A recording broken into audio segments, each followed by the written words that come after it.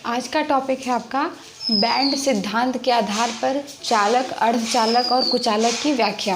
यानी हम band theory के बेस पे बताएंगे कि चालक किसे कहते हैं और अर्धचालक किसे कहते हैं और कुचालक किसे कहते हैं।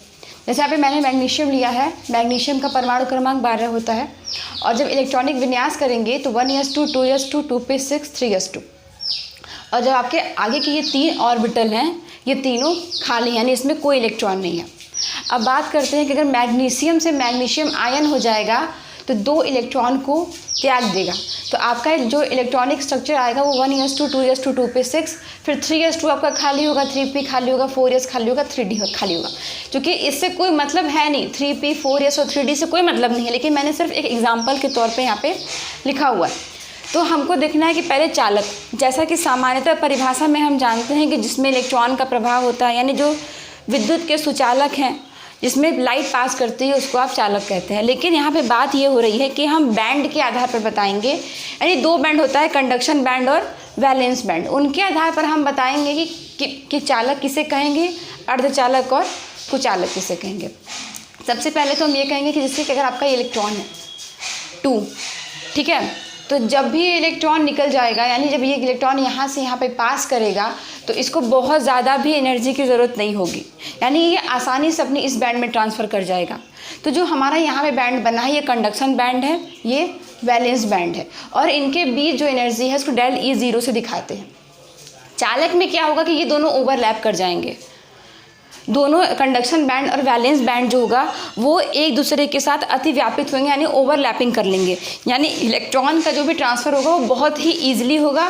और इन दोनों कंडक्शन बैंड और वैलेंस बैंड के बीच जो भी आपका एनर्जी लेवल है बहुत कम होता है, यानी आपको ज़्यादा एनर्जी की आवश्यकता वहाँ पर नहीं होती। आप इस प्रकार भी कह सकते हैं कि बहुत ही आसान तरीके से इलेक्ट्रॉन निकल कर यहाँ से यहाँ चले आएंगे, या तो यहाँ से निकल के आपका यहाँ पे मूव कर जाएंगे। अब बात करते हैं, अगर हम वैलेंस बैंड की बात करें तो वैलेंस बैंड में आप इसको कह सकते हैं 3s2 का इलेक्ट्रॉन आपका वैलेंस बैंड में है और ये आपका कंडक्शन बैंड में, तो बहुत इजी से इलेक्ट्रॉन यहाँ से निकल कर यहाँ पे चला जाएगा, कोई दिक्कत नहीं। वैलेंस बॉन्ड का मतलब होता है कि हम यहाँ पे बात कर रहे हैं वैलेंस शेल इलेक्ट्रॉन की।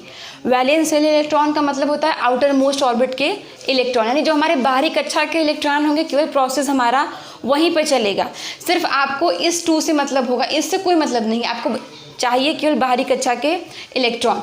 तो बहुत ही इजी से ये और ये इलेक्ट्रॉन आसानी से निकलकर वैलेंस बैंड से कंडक्शन बैंड में चले जाएंगे और यहाँ पे एक ओवरलैपिंग होगी, इन दोनों बैंड के बीच में ओवरलैपिंग होगी, क्योंकि इनके भी एनर्जी लेवल बहुत, सबसे इम्पॉर्टेंट चीज़ ये है कि आपको ये पता करना है कि एनर्जी लेवल किस में ज़्यादा है और किस में कम है, यानी किस में आसानी से इलेक्ट्रॉन पास कर जाएंगे और किस में इलेक्ट्रॉन को थोड़ा, यानी बाहर से हमको सोर्स देना पड़ेगा इलेक्ट्रॉन को मूव करने के लिए।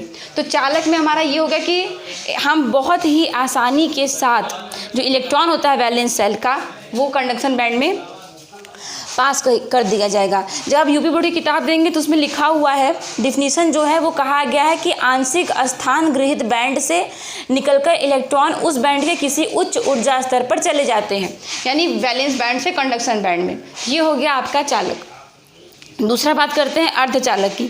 जिन ठोसों में प्रत्येक स्थान गृहीत बैंड में पूर्ण होता है, लेकिन उच्चतम स्थान गृहीत बैंड और चालन बैंड के मध्य एक अल्प ऊर्जा अंतराल डेल E0 में पाया जाता है, वे ठोस अर्धचालक की भांति व्यवहार करते हैं। मतलब कहने का है कि इसमें तो अपने से चला जाएगा, आपको उसको बाहर सोर्स देने की आवश्यकता नहीं है, लेकिन अर्धचालक में, सेमीकंडक्टर में आपको जब तक आप बाहर से उनको हीट लाइट नहीं देंगे इलेक्ट्रॉन पास नहीं करेगा, यानी इनके बीच जो डेल E0 का गैप होगा वो इसके कंपैरिजन में थोड़ा ज़्यादा होगा, इसलिए क्योंकि इसमें आपको बाहर से सोर्स देने की ज़रूरत है।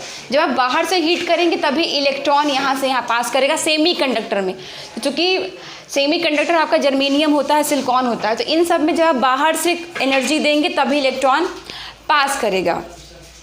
अब बात करते हैं कुचालक के। इंसुलेटर, सामान्यतः हम जानते हैं कि इसमें जो इलेक्ट्रॉन होता है वो मूव नहीं करता, यानी इसमें लाइट पास ही नहीं होगी, सबका लकड़ी हुआ, प्लास्टिक हुआ, तो आपका इंसुलेटर होगा। लेकिन मेन चीज़ ये है कि बैंड के आधार पर कंडक्शन बैंड और वैलेंस बैंड के बीच में एनर्जी गैप बहुत ज़्यादा होता है चालक और अर्धचालक की अपेक्षा, यानी अब इसमें बाहर से एनर्जी भी देंगे तब भी आपके इलेक्ट्रॉन जो है पास करेंगे ही नहीं, क्योंकि इलेक्ट्रॉन होगा ही नहीं।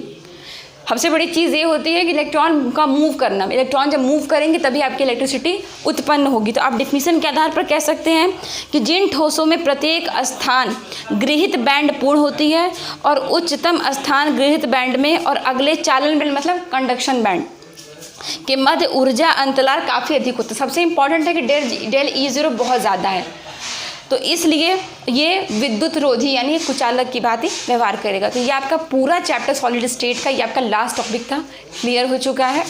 अब नेक्स्ट क्लास में नेक्स्ट चैप्टर आपका स्टार्ट होगा।